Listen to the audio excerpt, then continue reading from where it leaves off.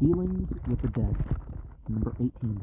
Major John Endre, aide-de-camp to General Clinton, and Adjutant General of the British Army, was, as every well-read schoolboy knows, hanged as a spy October 2nd, 1780, at Tappan, a town of New York about 5 miles from the north bank of the Hudson.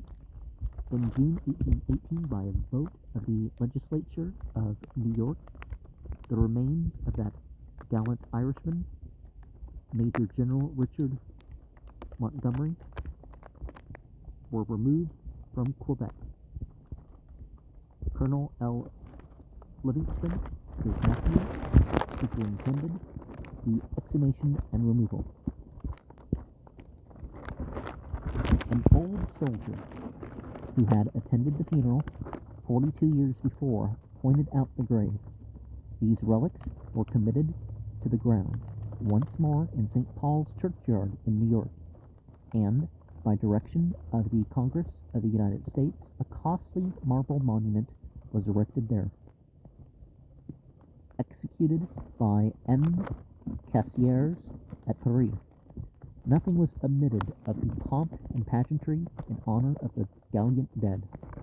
Still, the remains of Endre, whose fate was deeply deplored, however, just the punishment, still they continued in that resting place, humble and obscure, to which they had been consigned when taken from the gallows. The lofty honors bestowed upon Montgomery operated as a stimulus and a rebuke. Mr. James Buchanan, the British consul, admits their influence in his memorable letter. He addressed a communication to the Duke of York, then Commander-in-Chief of the British Army, suggesting the propriety of exhumating the remains of Endre and returning them to England. The necessary orders were promptly issued, and Mr. Buchanan made his arrangements for the exhumation. Mr. de Murat, a Baptist clergyman at Tappan, was the proprietor of the little field where the remains of Endre had been buried, and where they had reposed for 41 years, when, in the autumn of 1821, Mr. Buchanan requested permission to remove them. His intentions had become known. Some human brute, some Christian dog, had sought to purchase or to rent the field of Mr. de Murat for the purposes of extorting money for permission to remove these relics, but the good man and true rejected the base proposal and afforded every faculty in his power. A narrow pathway to the eminence where Endre had suffered. The grave was there, covered with a few loose stones and briars. There was nothing beside to mark the spot. I am wrong, woman, who was at last at the cross, and first at the tomb, had been planted there. There was a peach tree, which a lady had planted at the head, and whose roots had penetrated to the very bottom of the shallow grave, and entered the frail shell, and enveloped the skull with its fibers. Dr. Thatcher, in a note to page 225 of his military journal, says that the roots of 2 cedar trees had wrapped themselves around the skull bone like a fine netting. This is an error. 2 cedars grow near the grave, which were sent to England with the remains. The point where the relics lay commanded a view of the surrounding country and of the headquarters of Washington, about 1.5 miles distant. The field, which contained about 10 acres, was cultivated.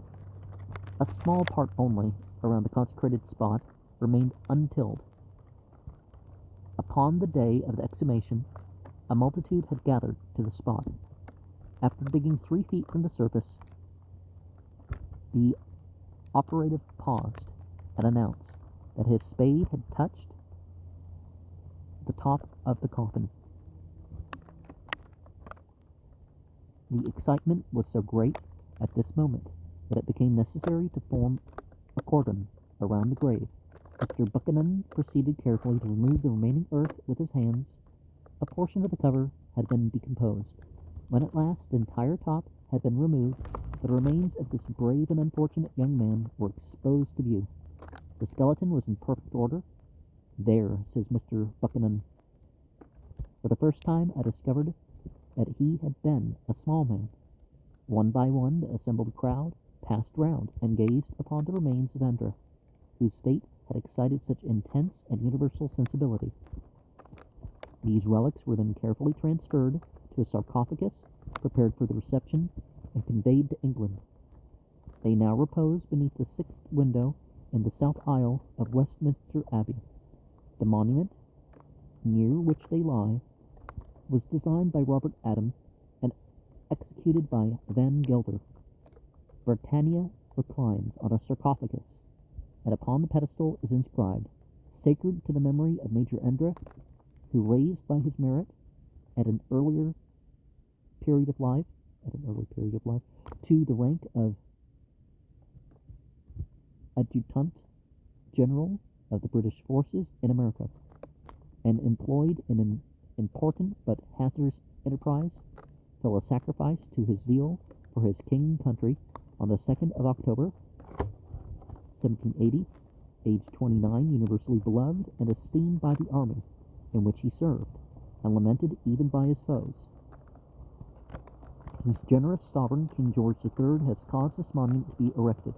Nothing could have been prepared in better taste. Here is not the slightest allusion to that great question, which posterity, having attained full age, has already definitely settled, the justice of his fate. A box wrought from one of the cedar trees, and lined with gold, was transmitted to Mr. de Murat by the Duke of York, and a silver inkstand was presented to Mr. James Buchanan by the surviving sisters of Major Endra. Thus far all things were in admirable keeping. It was therefore a matter of deep regret that Mr. James Buchanan should have thought proper to disturb their harmony by suggestions painfully offensive to every American heart. Those suggestions, it is true, have been acknowledged to be entirely groundless, but that gentleman's original letter, extensively circulated here and transmitted to England, has undoubtedly conveyed these offensive insinuations, where the subsequent admission of his error is not likely to follow. Mr. Buchanan, on the strength of some loose suggestions at Tappan and elsewhere, corroborated by an examination of the contents of the coffin, had assumed it to be true, or highly probable, that the body of Endra had been stripped after the execution from mercenary or other equally unworthy motives. This impression he hastily conveyed to the world. I will endeavor to present this matter in its true light in my next communication. And one of the things that they have is not to fight for your country. It doesn't mean you can't fight on the side of your country, but you need something more than it being for the country or the king or the kingdom.